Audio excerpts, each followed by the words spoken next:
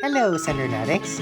My name is Sanders, and today I'm going to review a figure of Yusuke Urameshi of YuYu Hakusho, also known as Eugene of the anime Ghost FIghter. This Yusuke/Eugene is a 1 to 12 scale, fully articulated action figure made by the Dasin Company. Yusuke Urameshi, well-known as Eugene here in the Philippines, was a very iconic anime character of my era. Unfortunately, way back before in the Philippines, we don't have a lot of access to Japan anime merchandise. The closest things we have, it's either have a bootleg rubber static figure we call Taching, or a small unofficial card that we call Tex. Ghost FIghter creates a huge phenomenon here in the Philippines, especially in Tex, and even as of today, vintage Ghost FIghter Tex was still in demand, and it is somehow a bit expensive. Having a lot of Ghost FIghter Tex when I was a child, it is obvious that I'm a Ghost FIghter fan.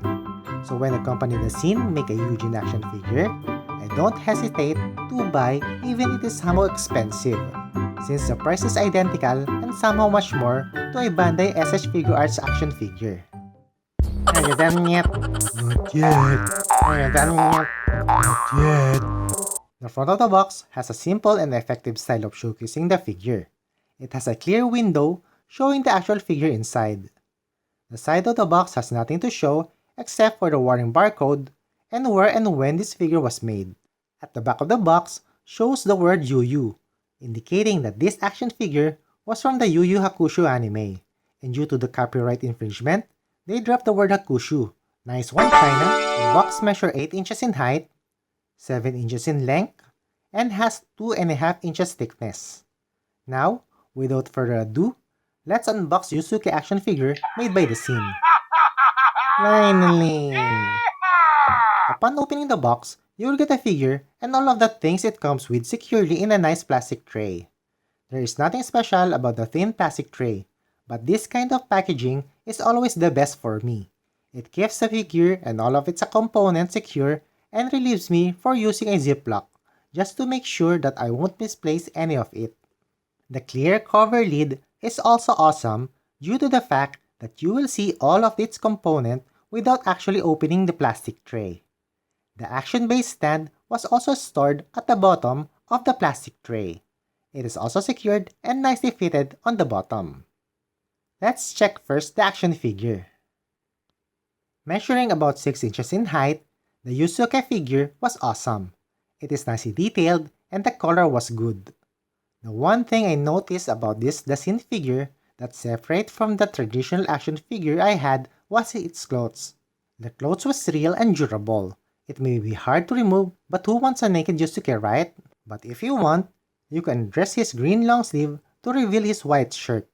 The bottom of it is only connected by a small magnet, so it is easy for you to open it, but very difficult if you want to remove his clothes. His pants has a velcro, so it is also possible to remove it, but for the sake of not destroying this expensive figure, I won't undress Yusuke. Look at the face of this thing! For articulation, head is on ball joint, shoulder can rotate 360 degrees, not hindered by the dress, arms all the way up, bicep bend and swivel, hands are both on ball joint, waist swivel, legs can go this far and that far, can also split, bend at the knee, and both feet are on ball joints. Here are all the components that this figure comes with. You can change Yusuke's expression by swapping his default face with these 3 faces. You just need to pop out his frontal hairpiece to remove the default face and replace it with the one you want. Your Yusuke will have Yusuke looking at the left, grinding Yusuke, and shouting Yusuke. This figure also comes with a lot of pair of hand manipulators. Aside its default close hand manipulators, it has a grabby hands, relax hands, holding hands, open hands, and the Raygun hand manipulators. It also had a bag accessory which can be holded using the holding hand manipulators, so you can pose Yusuke when he's going to cut his glasses. Another good thing added to this is the Pooh figure. It may not have any articulation, but this figure has a great details and color accuracy, even how small it is. You can also put this figure on Yusuke's head just like in the anime. And for another great supplemental accessory is the Raygun Effect piece. The color detail and sculpting was great, but it is somehow small in my own opinion. It cannot be attached to the Raygun hand manipulator, but this effect can be pegged in the action base. The action base is made of 5 pieces and stored at the bottom of the plastic tray. The base is a wooden floor and has 3 holes where you can attach the 2 ornaments. You can pick either the short or long arm ornament to peg the claw or the Raygun Effect piece. The arm ornament is sturdy and can hold the figure very well, but expect some little wobbliness as the arm ornament is not perfect, especially on the peg part. As I experienced several times, the claw popped off every time I tried to pose the figure. Yusuke figure was a great addition in my action figure collection, as the figure had a decent quality and durability. The overwhelming hand manipulators give this figure a dynamic action poses, and its articulation seems to be great even the clothes were limited some of its movements. The only thing that this figure lacked of is a funny face expression, as all of the extra face were all too serious.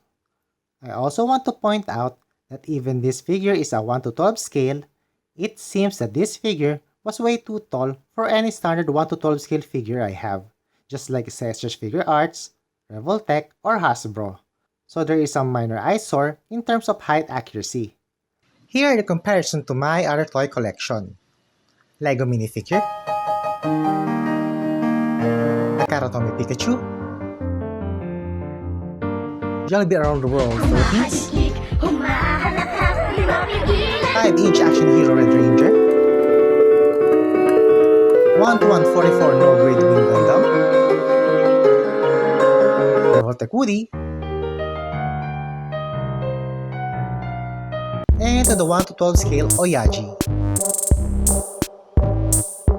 Overall, I will give this toy this face reaction.